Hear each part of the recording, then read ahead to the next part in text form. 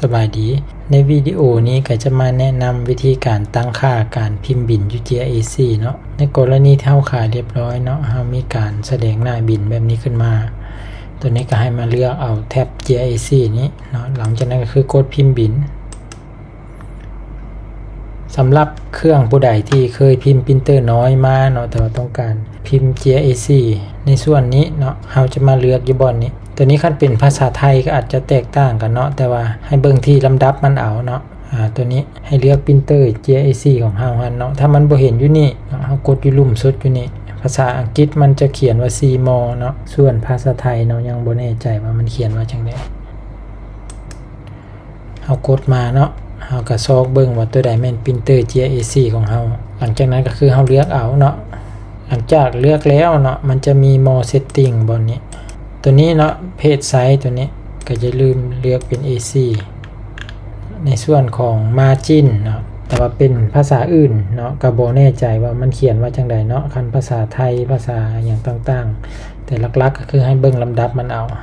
เนาะให้เฮาเลือกเป็นตัวนี้มินิมัมเนาะอยู่ลำดับที่3นี่นับลงมาลด1 2 3แบบนี้ในส่วนของตัวนี้เนาะสเกลเนี่ยเฮาเลือกเป็นคัสตอมอยู่ลำดับที่2เนาะหลังจากนั้นเนาะตัวนี้บางเครื่องก็อาจจะแตกต่างกันเนาะสมมุติว่าบางเครื่องมันน้อยสมมุติมันอยู่ที่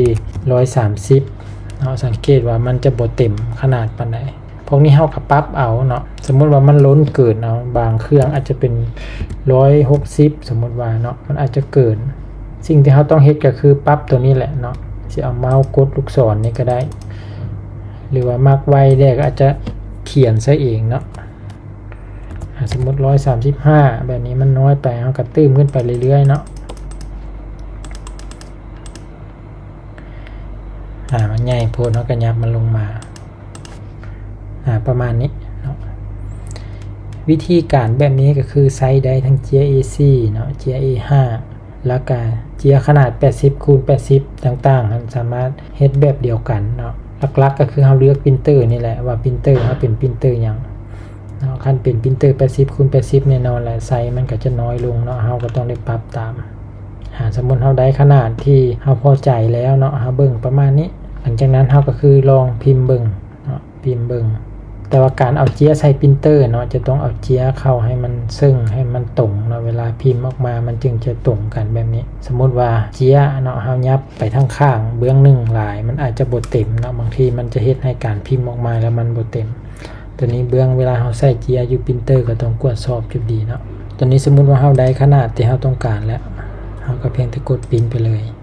หลังจากนั้นก็คือเบิ่งตัวจริงเนาะว่ามันออกมาเป็นแบบใดสำหรับท่านใดทดลองแล้วเนาะติดปัญหาต่างๆก็สามารถส่งมาหาพวกเราได้